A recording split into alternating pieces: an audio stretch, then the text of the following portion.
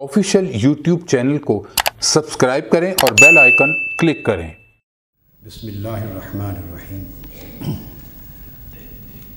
मोहतरम सदर मजलिस जनरल खालिद मकबूल साहिब,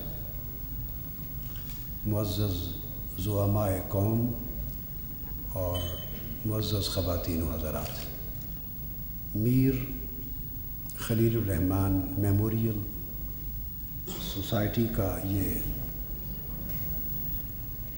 इक़दाम जो तसलसल के साथ अहम कौमी अमूर पर गौर व ख़ौज़ और तबादला ख़याल के लिए करते रहते हैं, यकीनन लायक तहसीन है और इससे बहुत से अहले फ़िक्र व दानिश का नुक्ता नज़र सुनने और ख़यालात में बाहमी शेयर करने और व्यूज़ को एक्सचेंज करने का मौका मिलता है। बड़ी कारआमद, पुरमग़ज़ और फ़िक्रअंगेज़ बातें हो चुकी।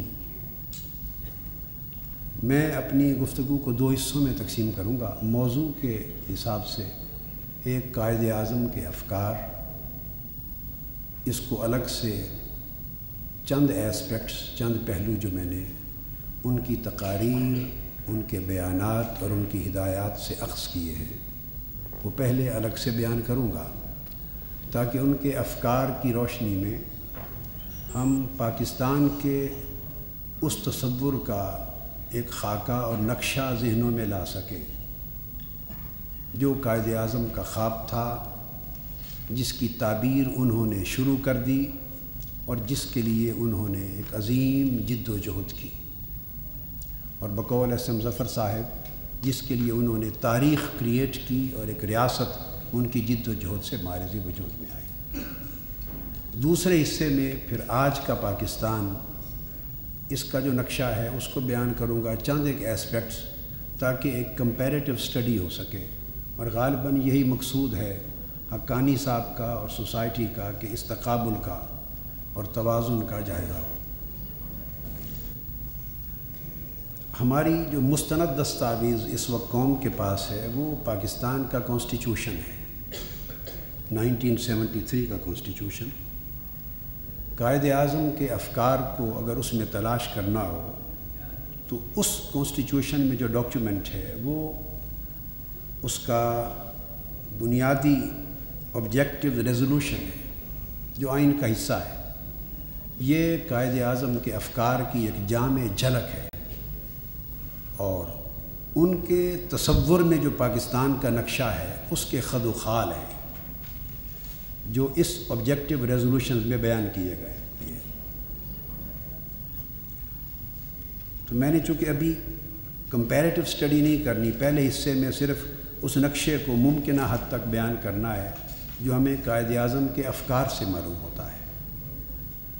वो नक्शा जब इन टोटो एक टोटलिटी, एक कुल्लियत के तौर पे हम सामने रखेंगे तो फिर मौजूदा जो पाकिस्तान का नक्शा है इसको तक़ाबुली जायज़े में समझने की आसानी हो जाएगी। सबसे पहले जो इस रेजोल्यूशन में हमें बात मिलती है और जिसका प्रचार उम्र भर कायदे आज़म ने किया, वो स्टेट के बारे में कि where in the state shall exercise its powers and authority through the chosen representatives of the people। यहाँ वो पार्लियामेंट के किरदार की बात करते हैं कि जिस ममलकत खुदादाद को हम मारिज़ वजूद में लाए हैं, इसकी पूरी अथॉरिटी और तमाम तर पावर्स मुंतखब नुमाइंदों के ज़रिए ही मारिज़ वजूद में आएंगी और उनके ज़रिए ही फंक्शन होगा। तो उनकी एक डिसाइसिव पोजीशन को बयान करते हैं। इससे स्टेट का उनके ज़हन में डेमोक्रेटिक जो तसव्वुर है, जमहूरी तसव्वुर, वो उजागर होता है। दूसरी बात जो कायदे आज़म की तालीमात की सूरत में हमें इस रेजोल्यूशन में जिसका अक्स नज़र आता है वो हमारा इस्लामिक ऑर्डर ऑफ लाइफ है। جس میں کہتے ہیں wherein the Muslims shall be enabled to order their lives in the individual and collective spheres in accordance with the teachings and requirements of Islam as set out in the Holy Quran and Sunnah. ہم نے پاکستان کو اس فکری، اعتقادی اور نظریاتی اساس پر قائم کیا ہے. اس میں غیر مسلم اقلیتوں کے حقوق کی بتمام و کمال حفاظت ہے، آزادی ہے، اور تمام چیزیں جو دور جدید میں ہم ماڈرنٹی میں اور انسانی زندگی کے جو ارتقائی حالات ہیں اس میں پوری جدت کے ساتھ درکار ہے، اس کا ایک جو بنیادی آؤٹ لائن دی گئی ہے وہ پرنسپلز ہیں جس کو قرآن و سنت نے سیٹ کیا ہے. تیسری چیز جو قائد اعظم کے افکار کی ہمیں آئین میں نظر آتی ہے وہ فنڈامنٹل رائٹس کی guarantee, including equality of status and equality of opportunity before law, اور ساتھ سوشل، اکنامک اور پولیٹیکل جسٹس، سیاسی، سماجی اور معاشی عدل اور انصاف، اور برابری اور مساوات مواقع میں اور پوزیشنز میں. وہ ایک ایسا معاشرہ قائد اعظم تشکیل دینا چاہتے ہیں جو ان خوبصورت اصولوں کے ستونوں پر قائم ہو، جس میں امتیازات پر مبنی قوانین نہ ہوں. اس کے بعد وہ بڑی اہم بات جو ہے وہ ہے independence of judiciary shall be fully secured. وہ جوڈیشری کو ایٹ اینی کاسٹ آزاد دیکھنا چاہتے ہیں. پارلیمنٹ کو تمام پاورز اور اتھارٹی کا منبع بنا کر سپریم دیکھنا چاہتے تھے قائد اعظم، اور جوڈیشری کو تمام تر اثر، رسوخ اور انفلوئنس سے آزاد دیکھنا چاہتے تھے. یہ ان کا تصور تھا. ایک ایسا ملک پاکستان جس میں پارلیمنٹ سپریم ادارہ ہو ان لیٹر اینڈ اسپرٹ، اور جس میں عدلیہ مکمل طور پہ ہر انفلوئنس سے آزاد ہو. پانچویں چیز جو بڑی بنیادی علامہ اقبال کے افکار کی اس ریزولوشن میں ہمیں منعکس نظر آتی ہے وہ independence of all our rights including its sovereign rights on land, sea and air. ہماری خود مختاری، بحیثیت قوم کے خود مختاری، آزادی، اقتدار اعلیٰ، ساورنٹی، جس میں دنیا کی کسی بھی بڑی سے بڑی طاقت کی مداخلت کی گنجائش نہ ہو، اور اس کو مکمل طور پہ سیف گارڈ کیا جائے. ہم اپنی آزادی، اپنی خود مختاری، اپنی ہوا، اپنی زمین اور اپنے پانیوں کی مکمل حفاظت کریں، اور اس میں کوئی دخل اندازی کرنے کا مجاز نہ ہو. یہ تصور دیتے ہیں سوورنٹی کا. یہ وہ ڈکلیریشن ہے جو قائد اعظم کی تعلیمات پر قائم ہے. اس لیے اسی ریزولوشن میں اینڈ پر یہ حلف دیا جاتا ہے جو ہمارے آئین کا حصہ ہے، faithful to the declaration made by the founder of Pakistan, Quaid Azam محمد علی جناح. یہ تمام چیزوں کو بیان کر کے آئین کے اندر یہ ڈکلیریشن ہے that Pakistan would be a democratic state based on Islamic principles of social justice.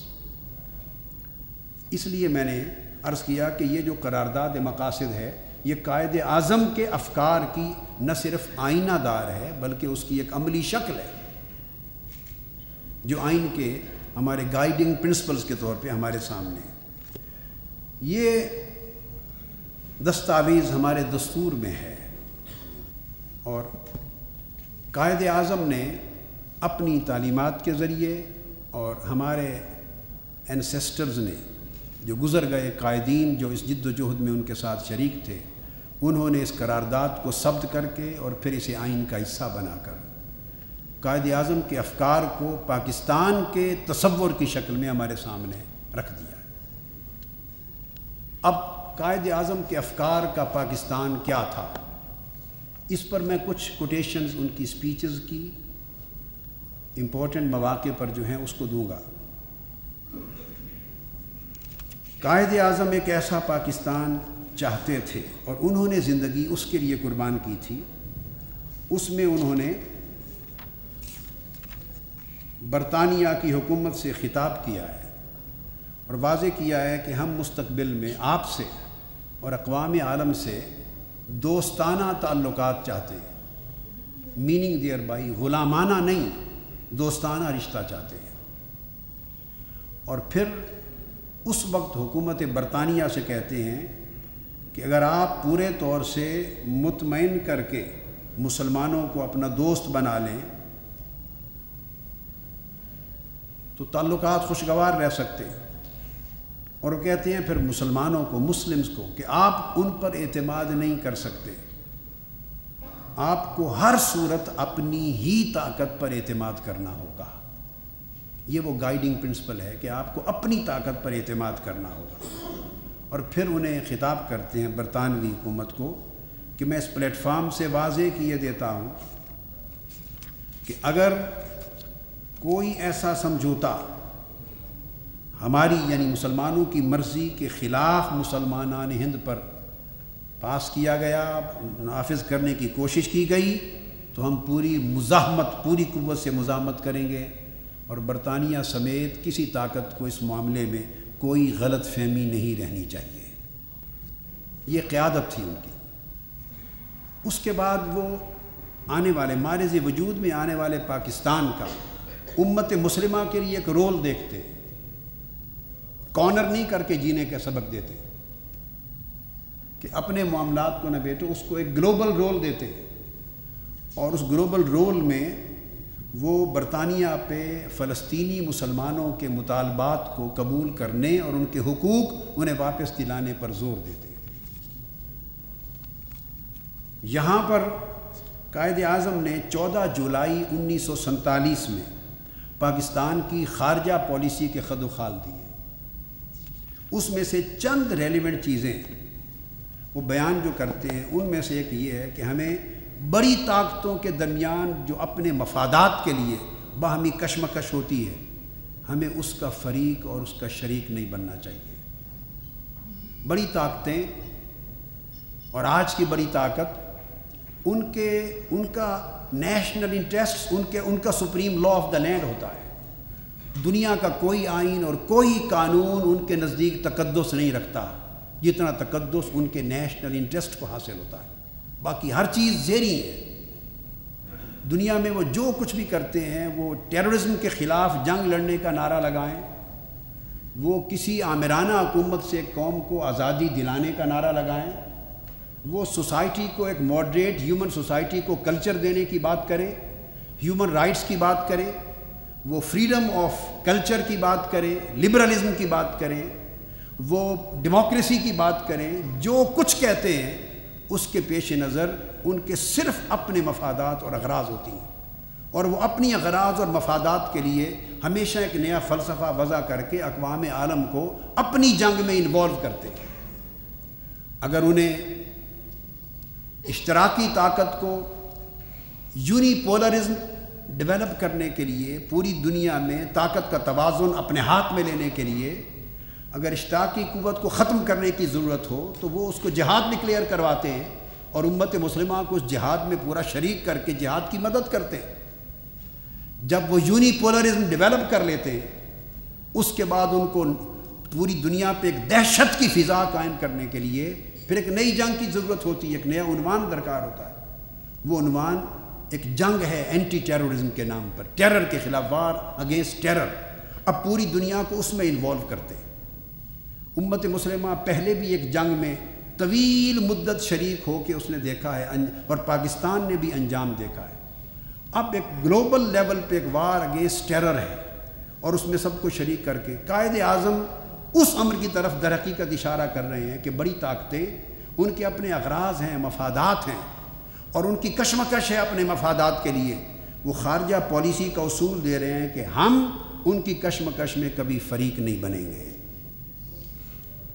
اور پھر اس نمبر 2 دوسری بات کہتے ہیں کہ اس دنیا میں جو محکوم قومیں ہیں، وہ جو اپنی جد و جہد کی جنگ لڑیں گی، اور محکوم قوموں کی کشمیر اور فلسطین کی طرح ان کی جنگ آزادی، جد و جہد کی جو ان کی آزادی کی جنگ ہے، جسے آج پچھلی صدی تک کانسٹیٹیوشن میں، ڈیموکریسی میں، UNO کے چارٹر میں ان کے اپنی آزادی کی جنگ، انڈیپینڈنس، وار آف انڈیپینڈنس کے طور پہ حق تسلیم کیا جاتا تھا، اور امریکہ خود بھی اسی وار آف انڈیپینڈنس کے نتیجے میں آزاد ہوا تھا۔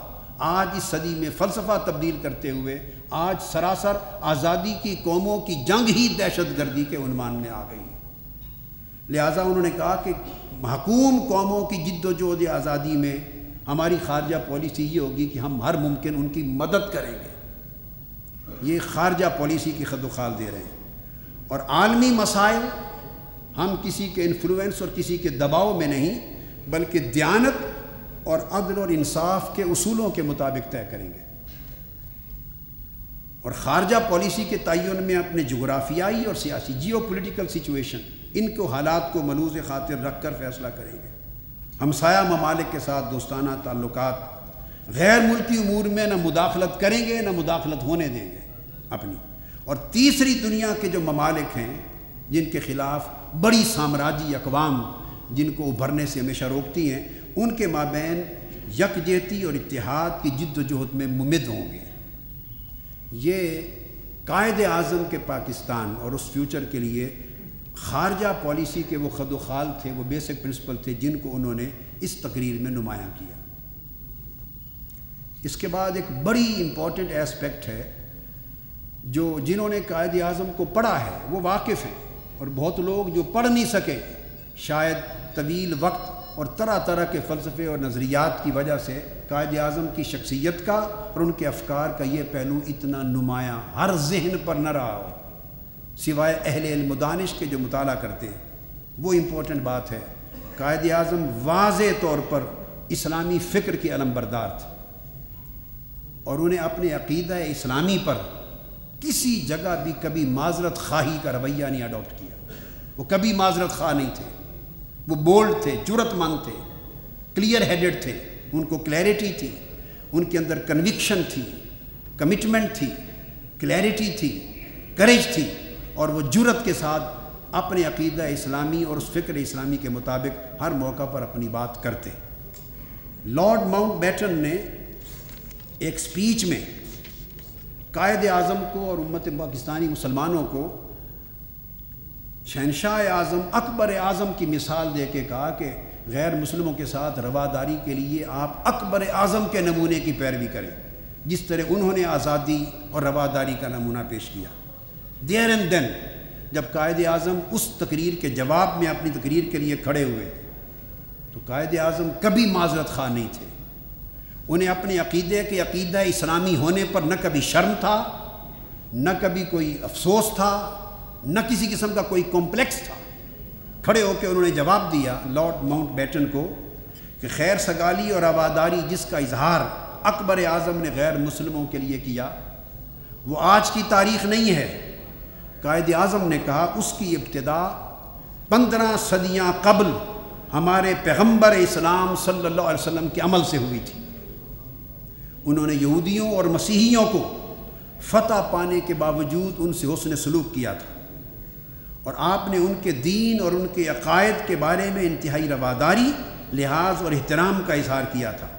اور پھر قائد اعظم نے کہا کہ مسلمانوں کی پوری تاریخ اسلام جہاں بھی انہوں نے حکومت قائم کی، شرافت اور انسان دوستی کے انہی اصولوں سے بھری پڑی ہے، اور ہم اسلام کے انہی زرعی اصولوں پر عمل پیرا ہوں گے۔ یہ لارڈ ماؤنٹ بیٹن کی سپیچ کا جواب دیا کہ ہمیں یہاں سے اکبر اعظم سے کوئی نیا لائن آف ایکشن لینے کی اور ماڈل لینے کی ضرورت نہیں، وہیں انہوں نے تاجدار کائنات کے رتبہ کو سامنے رکھا۔ اور میں نے عرض کیا کہ قائد اعظم کے فکر میں اپنے عقیدہ اسلامی پر جو کمٹمنٹ تھی اس میں کوئی معذرت خواہی نہیں تھی۔ اس میں ایک بڑی امپورٹنٹ چیز جو میں یہاں کوٹ کروں وہ یہ کہ قائد اعظم نے سپیچ کی 18 اگست 1947 کو، اور اس کے بعد 24 اکتوبر 1947، 23 جنوری 1948، یہ 3-4 مواقع پر سپیچ کی۔ اس میں قائد اعظم نے ایک بات کہی ہے، اس آخری سپیچ میں بینکنگ کے افتتاح کا جو ہمارا تھا اسٹیٹ بینک افتتاح کے موقع پر تقریر کی اور قائد اعظم نے فرمایا لہٰذا ہمارے لیے عوام کو خوشحال اور فارغ البال بنانے کے لیے قطعاً مغرب کے اقتصادی نظام کے نظری اور عملی طریقے کی پیروی کرنا ہمارے لیے بے سود اور بیکار ہوگا۔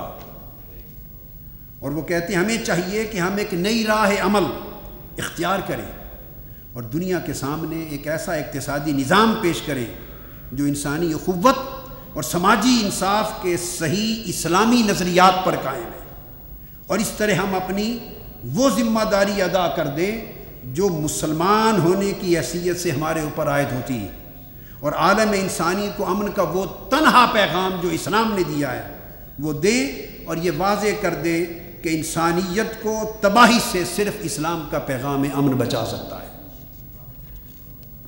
یہ عقیدہ اسلام پر ان کمپرومائزنگ ان کی کمٹمنٹ اور ان کی کنوکشن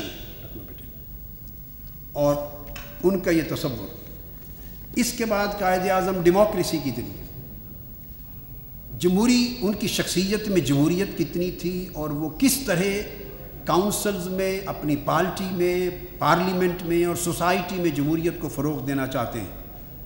قائد اعظم نے مسلم لیگ کونسل کا اجلاس جو نئی دہلی میں 5 جون 1946 میں منعقد ہوا، اس کونسل سے خطاب کرتے ہوئے قائد اعظم نے اس سے رائے لینے سے قبل کسی مسئلے پر برطانوی وزارتی کمیشن کی تجاویز پر ووٹس سے آراء لینی تھی۔ قائد اعظم کا ایک جملہ بڑا تاریخی جملہ ہے جمہوری فکر کے اینگل سے۔ قائد اعظم نے فرمایا میں چاہتا ہوں، اور یہ بڑی امپورٹنٹ بات ہے، اسے ہمیں اپنی سیاسی پارٹیوں کو، پارلیمنٹ کو، اسمبلیز کو اور پورے پولیٹیکل سو کال ڈیموکریٹک کلچر کو قائد اعظم کے اس قول اور اس عمل کی روشنی میں پرکھنا ہوگا۔ قائد اعظم اپنے اراکین کونسل ممبرز کو خطاب کرتے ہیں، فرماتے ہیں میں چاہتا ہوں کہ ہر ممبر آزادانہ طور پر اپنی رائے کا اظہار کرے اور اس سلسلے میں خود کو کسی پابندی میں جکڑا ہوا نہ سمجھے،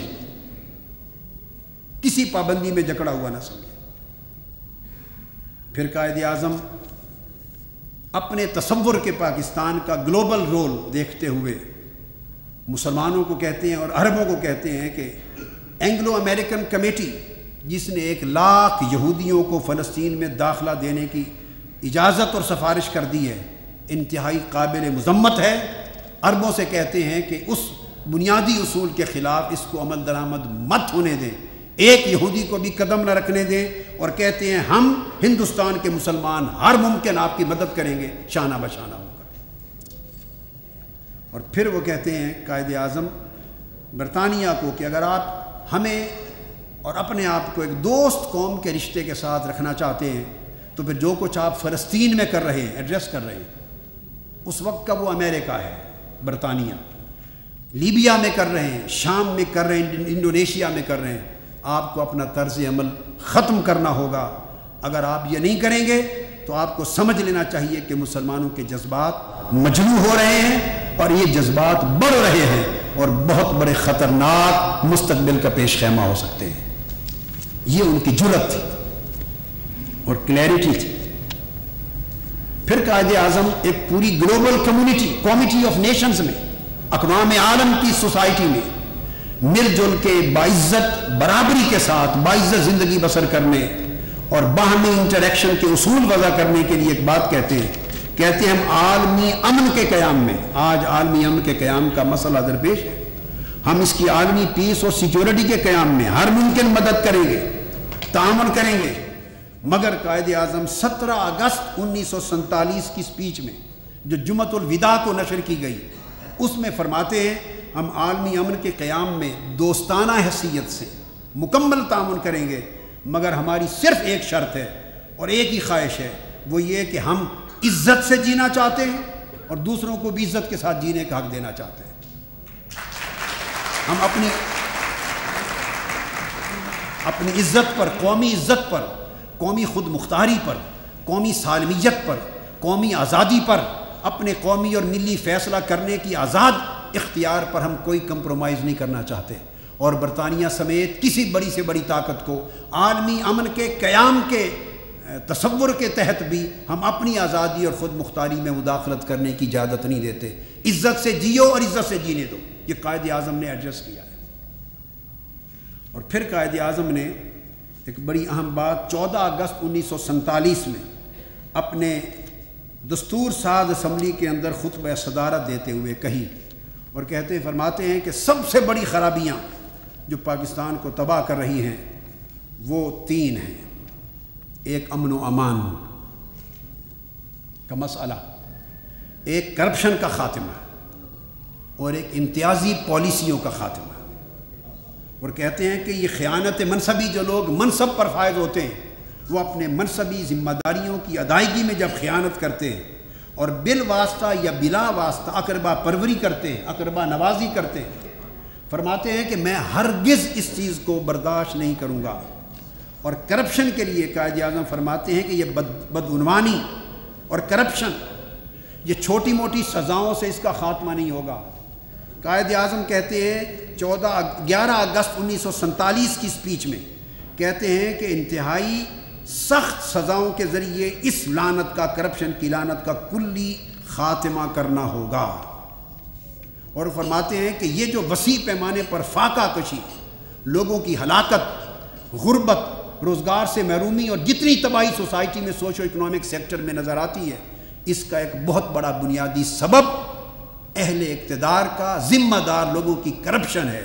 چونکہ وہ پورے نظام کو اپنی طاقت کے بلبوتے پر اپنے ہاتھ میں کنٹرول میں رکھتے ہیں اور جو کہتے ہیں وہ ان کا قانون ہوتا ہے.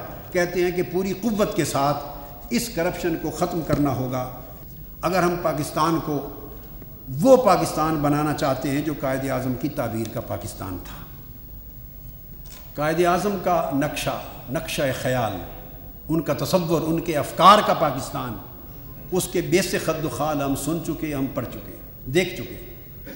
آج کے پاکستان کو جب دیکھتے ہیں تو میں ایک شعر کے ذریعے اسے یہ کہنا چاہوں گا کہ پاکستان کے اندر آج جو کچھ ہو رہا ہے اور جو نقشہ آج ہماری آنکھوں کے سامنے ہے, پاکستان کی روح یقیناً دیکھ رہی ہے اور شاید وہ تڑپ کر زبان حال سے یہ کہتی ہوگی کہ کیا اس لیے تقدیر نے چنوائے تھے تن کے, کیا اس لیے تقدیر نے چنوائے تھے تن کے, بن جائے نشے من تو کوئی آگ لگا دے.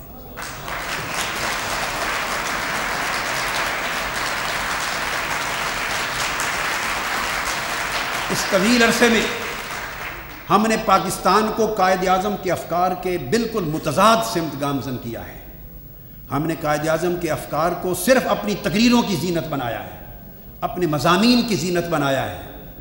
اس سے آگے آج کے پاکستان میں عملاً قائد اعظم کے افکار کی کوئی گنجائش باقی نہیں رہی.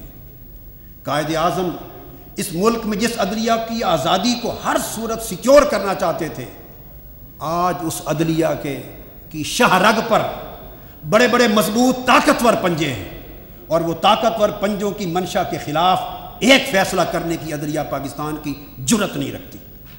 عدلیہ کے جج ہائی کورٹ سے لے کے سپریم کورٹ تک کثیر تعداد میں ایڈ ہاک رکھے جاتے ہیں سال ہا سال, تاکہ کسی کیس میں جب ایک فریق حکومت ہو تو اس کے بعد وہ کیس ایڈ ہاک ججز کے پاس جاتا ہے. اور ایڈ ہاک ججز, جس ملک میں جج اپنی نوکری کو پختہ کرنے کا خیال ذہن میں رکھے, برطرف کیے جانے کا اختیار سیاسی لیڈروں کے ہاتھ میں ہو, اس ملک میں عدل اور عدلیہ سے عدالت کی توقع کرنا بالکل عبث ہے. کہ یہ عدلیہ پاکستان کے افکار کی عدلیہ نہیں ہے.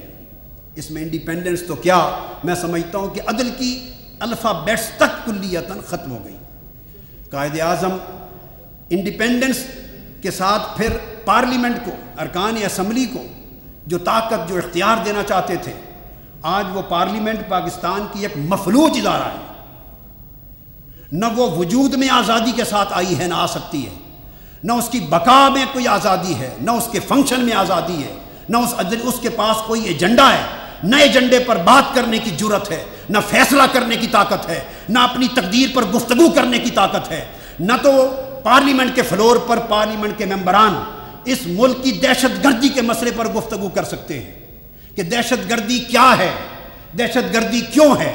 یہ 5 سال سے جس ملک میں تمام تر اختیارات افواج پاکستان کے ہاتھ میں ہوں اور بلا روک ٹوک پوری طاقت کے ساتھ اختیارات بروئے کار لانے کی ان کو اجازت ہو، تو 5 سال گزر جانے کے باوجود وہ فرقہ واریت ختم نہ کر سکیں، وہ دہشت گردی ختم نہ کر سکیں، وہ انتہا پسندی ختم نہ کر سکیں، قتل و غارت گری ختم نہ کر سکیں، تو پھر سوچ ابھرتی ہے کہ اس کی وجہ کیا ہے؟ کیا ہم اور ہمارے طاقتور ادارے اتنے کمزور ہو گئے ہیں، یا ہم دوہرا کھیل کھیل رہے ہیں قوم کے ساتھ؟ ہاتھی کے دانت ہیں، کھانے کے اور ہیں، دکھانے کے اور۔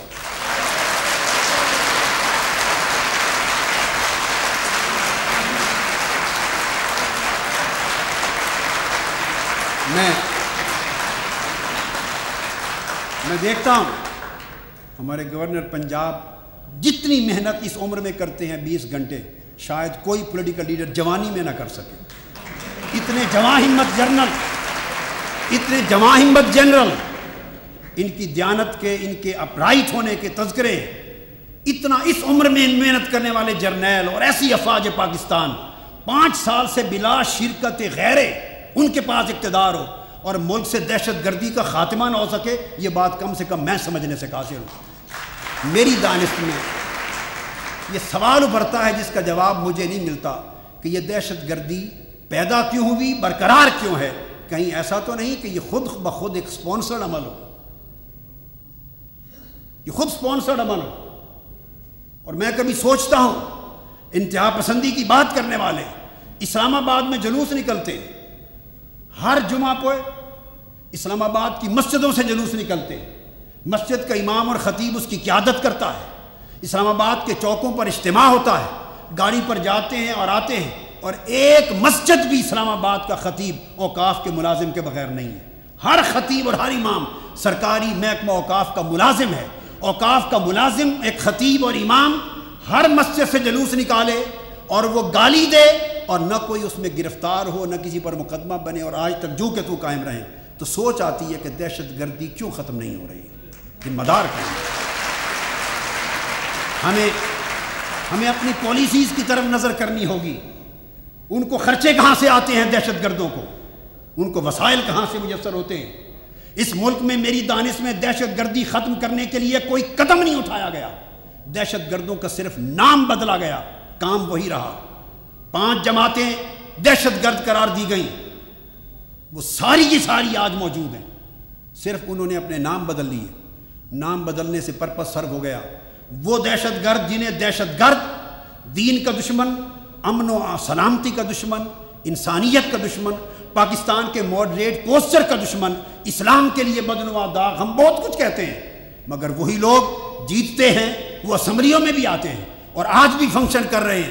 ایک دہشت گرد تنظیم کی اپنی ایکٹیویٹیز کا خاتمہ نہیں، ان کے تربیت کے مراکز بھی قائم ہیں، سب کچھ قائم ہے، مگر دہشت گردی پر خاتمہ کس طرح ہو؟ یہ تو ہمارا اندر کا اینگل ہے۔ اور پھر دوسری طرف ہمیں اپنے اندر یہ جرأت پیدا کرنی چاہیے کہ ہم امریکہ سے بھی پوچھیں کہ اصل دہشت گرد ہے کون اس دنیا میں؟ دنیا میں 75 ممالک ایسے ہیں اس وقت، 1950 سے لے کر آج 2004 تک 175 ممالک میں تنہا امریکہ نے پولیٹیکل انٹرونشن اور ملیٹری انٹرونشن کر کے 75 ممالک کی سالمیت، اقتدار اعلیٰ اور ان کی خود مختاری کو اپنے ہاتھ میں کر رکھا ہے، مداخلت ہے۔ میں نے اپنے پارلیمنٹ سے جو استعفیٰ دیا اس کے اندر میں نے تمام ممالک کی تفصیل بریف کر کے ایڈ پر اپینڈکس میں لگائی ہے۔ سوال یہ ہے کہ 75 ممالک کی جمہوریت اگر ایک ملک اپسیٹ کر رہا ہو اور براہ راست مداخلت کر رہا ہو، اور 1978 سے لے کر 2004 تک 180 سیکیورٹی کونسل کے ریزولوشنز ایسے ہیں، 180، جس میں پوری دنیا کی اقوام ایک طرف تھی اور امریکہ نے تنہا ویٹو کر کے پوری کی پوری دنیا کے ضمیر کے منہ پہ تماچا مارا ہے۔ صرف کبھی ساتھ اسرائیل نے دیا، کبھی یو کے نے دیا۔ سوال یہ ہے کہ ہمیں اس چیز پر اس سے سوال کرنا چاہیے جو ہمیں کہتا ہے کہ اپنے ملک کو دہشت گردی سے پاک کرو، اور ہمارے نام نے آج دہشت گردوں کے خاتمے کے لیے ہماری زمین پر داخل ہو کر ایجنسیوں کو اپنی قوت کو بھیج کر ہمارے اندر مداخلت کرتا ہے۔ کاش ہمیں یہ جرأت ہوتی ہماری اسمبلیز میں، ہماری قیادت میں، حکمرانوں میں، نمائندوں میں، کہ ہم بھی امریکہ سے پوچھ سکتے کہ یہ جب آپ 75 ممالک کی سالمیت اور خود مختاری میں مداخلت کریں گے، جب آپ اقوام عالم کے اجتماعی فیصلے کو مسترد کر کے 180 قراردادیں تنہا ایک ووٹ یا 2 ووٹوں کے ساتھ ویٹو کریں گے تو رد عمل نہیں پیدا ہوگا تو کیا ہوگا؟ فرسٹریشن ہوگی۔ فرسٹریشن انتہا پسندی کو جنم دے گی، انتہا پسندی اپنے حقوق کی بازیابی کے لیے بندوق اٹھانے پر جنم دے دی۔ جب مجبور محروم اپنے حقوق کے لیے بندوق اٹھائے گا آپ اسے دہشت گرد کہیں گے۔ فیصلہ ہونا چاہیے کہ اصل دہشت گردی کا ذمہ دار کون ہے۔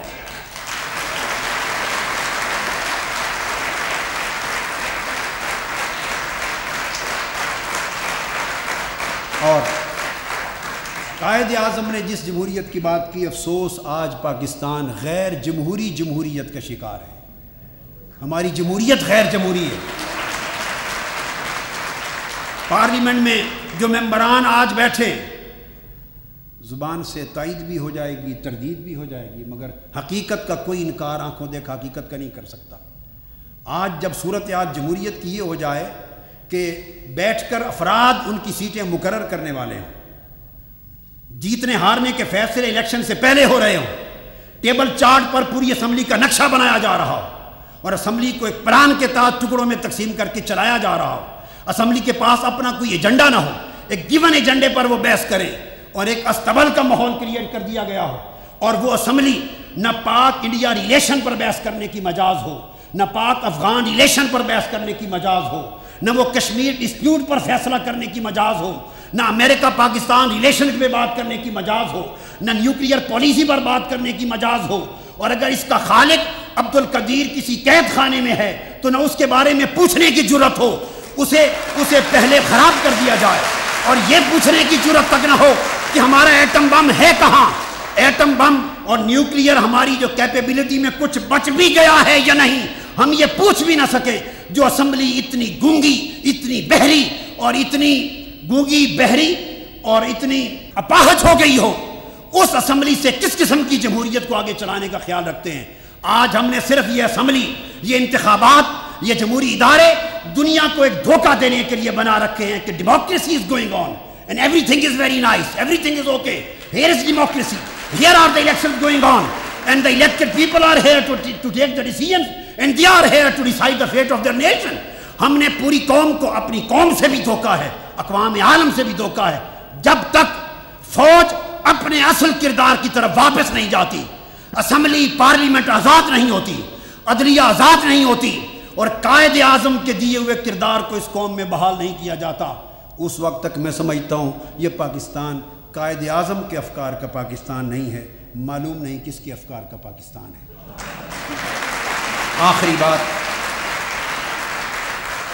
آخری بات ختم کرنے کے لیے کہنا چاہتا ہوں، وہ ایک ذاتی واقعہ بیان کرتا ہوں۔ ذاتی کرپشن کے خاتمے کا بڑا ہم نے ڈھنڈورا پیٹا۔ قائد اعظم نے سب سے بڑا کہا کہ سب سے بڑی جڑ خرابی کی، ہر بدی اور ہر تباہی کی کرپشن ہے۔ اگر ہم ایک اچھا پاکستان دیکھنا چاہتے ہیں ہمیں کرپشن کا خاتمہ کرنا ہوگا۔ تو کرپشن کے خاتمے کی باتیں ہوئی۔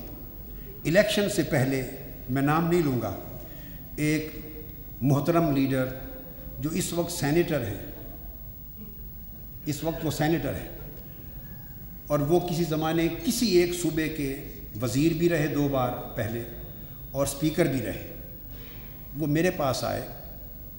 انہوں نے مجھے کہا، قادری صاحب میں آپ کی جماعت پاکستان عوامی تحریک جوائن کرنا چاہتا ہوں۔ میں نے سنی سنائی بات نہیں کی، ایک ذاتی واقعہ سنا دی۔ میں نے کہا خوش آمدید۔ اس کے بعد وہ پاکستان کو گالیاں دینے لگ گئے اور افواج پاکستان کو گالیاں دینے لگ گئے۔ میں نے کہا آپ نے بات کچھ اور کی اور پاکستان کو گالیاں، افواج پاکستان کی گالیاں، یہ کیا ایجنڈا ہے آپ کا؟ آپ اصل بات کریں، اس موضوع کو چھوڑیں۔ انہوں نے کہا بات یہ ہے کہ مجھے ڈسکوالیفائی کر دیا گیا ہے، میرے اوپر اتنے کروڑ روپے لگا دیے گئے اور میں جیل سے آیا ہوں، ضمانت پر ہوں۔ تو میں نے کہا آپ سپریم کورٹ کیوں نہیں جاتے؟ کہتے ہیں سپریم کورٹ نے بھی فیصلہ میرے خلاف دے دیا، یعنی آخری عدالت عظمیٰ تک ان کے خلاف فیصلہ ہو گیا ہے۔ تو میں 2 کروڑ روپے تک تو دینے کو بھی تیار ہوں، مگر مانگتے زیادہ ہیں، نام نہیں لیا کسی کا۔ تو میں نے کہا میرے لیے کیا حکم ہے؟ انہوں نے کہا آپ کی جماعت میں جوائن کرتا ہوں، جنرل پرویز مشرف صاحب آپ کا ریگارڈ کرتے ہیں، الیکشن سے بہت پہلے کی بات ہے، آپ انہیں سفارش کر کے تو میری ساری سزا ڈسکوالیفیکیشن معاف کرا دیں تاکہ کمنگ الیکشن میں حصہ لے سکوں۔ میں نے کہا بھئی میری اتنی طاقت نہیں ہے اور اتنا ریگارڈ نہیں جو آپ نے سمجھا، اور میں یہ کام نہیں کر سکتا، آپ جا کر کسی اور جماعت میں شمولیت کر لیں، میں معذرت خواہ ہوں، میں اتنا طاقت والا آدمی نہیں ہوں۔ وہ چلے گئے، چونکہ ساری صورتحال مجھے خود بتا گئے تھے۔ الیکشن ہو گئے، الیکشن کے بعد جمالی صاحب نے ایک ڈنر کیا، اس ڈنر میں ہم بیٹھے تھے، وہ صاحب اندر تشریف لے آئے، میرے پاس آئے، میں نے سلام کیا، میں نے سمجھا کہ شاید جمالی صاحب سے کوئی کام ہے تو ملنے کے لیے آئے ہیں، تو میں نے پوچھا بھائی جی آپ کیسے تشریف لائے؟ انہوں نے کہا جی میں سینیٹر الیکٹ ہوا ہوں، ممبر ہوں سینیٹ کا۔ السلام علیکم۔ آفیشیل یوٹیوب چینل کو سبسکرائب کریں اور بیل آئیکن کلک کریں۔